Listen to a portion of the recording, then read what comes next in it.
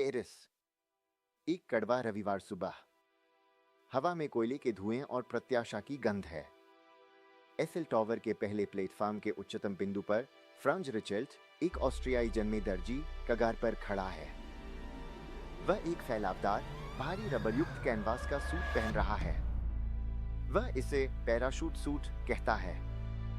अधिकारी मानते हैं कि वह परीक्षण के लिए एक मैनक्विन का उपयोग कर रहा है। वे गलत हैं। रिचेल्ट का मानना है कि उसकी कारीगरी गुरुत्वाकर्षण के नियम को चुनौती दे सकती है। बीट 40 सेकंड का संकोच। नीचे की भीड़ झुके हुए टोपी और रोके हुए सांसों का सागर है। फिर छलांग। सूट खिलता नहीं है, यह मुड़ता है।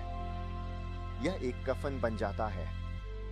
1.5 सेकंड में उड़ते दर्जी का सपना 15 सेंटीमीटर गहरे गड्ढे में समाप्त होता है जो जमी हुई घास पर है। इतिहास केवल प्रकृति का एक खाता नहीं है, यह घमंड की एक गैलरी है। त्रुटि की वास्तुकला में आपका स्वागत है। अध्याय 1, चमकदार मृत्यु। महान युद्ध के बाद दुनिया ने एक नई रोशनी की खोज की। उन्होंने इसे तत्व 88 में पाया। रेडियम। 1920 के दशक के लोगों के लिए यह एक औषधि थी, एक सभी बीमारियों का इलाज। यह तरल धूप था जो शाश्वत जीवन शक्ति का वादा करता था। न्यू जर्सी और इलिनॉयस की फैक्ट्रियों में रेडियम गर्ल्स ने समय बताने वाले उपकरणों को इस तरह से रंगा कि सैनिक उन्हें अंधेरे में पढ़ सके। समय बचाने के लिए उन्होंने लिप पॉइंटिंग नामक एक तकनीक का उपयोग किया। जीभ के हर झटके ने उनके नरम ऊतकों में Ra 226 के सूक्ष्म अंश जमा कर दिए। रेडियम एक हड्डी खोजक है। शरीर इसे कैल्शियम समझ लेता है। यह अपने आप को कंकाली जाल में बुनता है जो आंतरिक रूप से डीएनए को तोड़ने वाले अल्फा कणों को उत्सर्जित करता है। यह नेक्रोसिस है, जीवित ऊतकों की मृत्यु। बीट। फिर आए एबेन बायर्स, एक धनी उद्योगपति और समाजसेवी।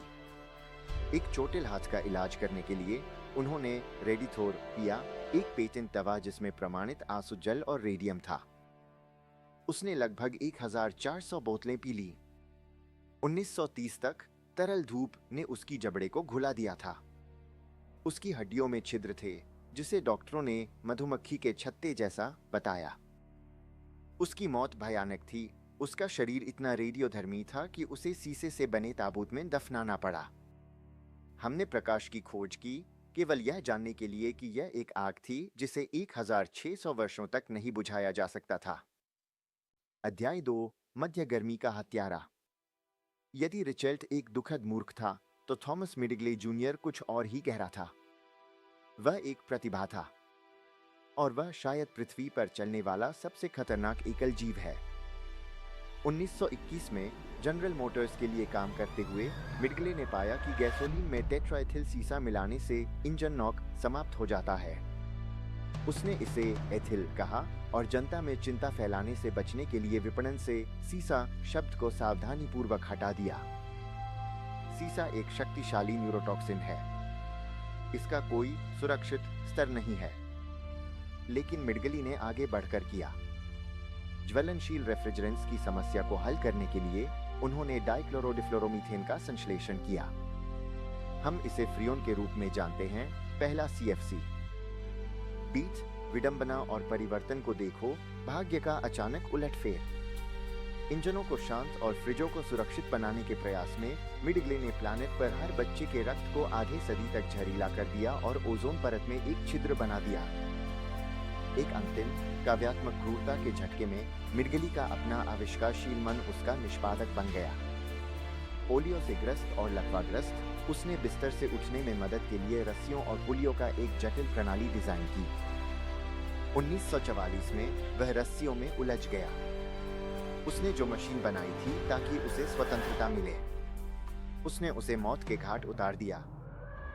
निष्कर्ष, प्रगति की कीमत।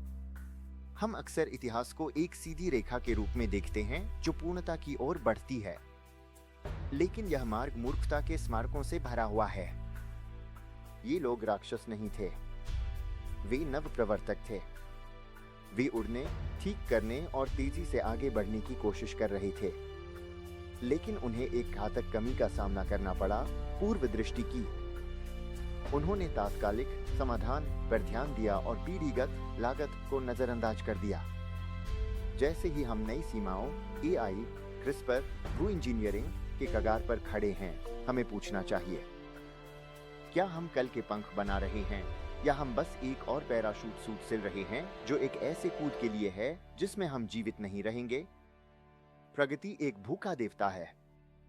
उसके वेदी पर आप क्या पेश करते हैं, इस पर ध्यान दें। यह सामग्री शैक्षिक उद्देश्यों के लिए है और वित्तीय सलाह नहीं है। बीट त्रुटि की वास्तुकला, काले में फीका।